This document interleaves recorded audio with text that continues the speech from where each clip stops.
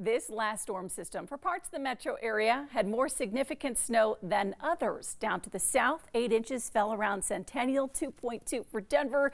The system looked weak out at DIA. If you based it off snow alone, 1.3 inches of snow was reported there.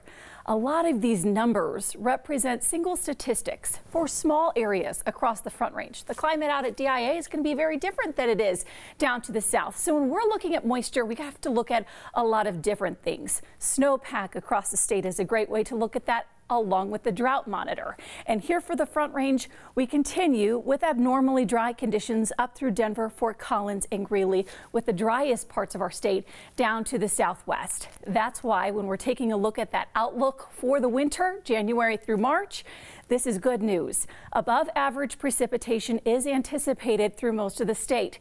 We're still expecting a weak El Nino to form, and hopefully that sends a little more rain and snow our way. Becky Ditchfield, 9 News.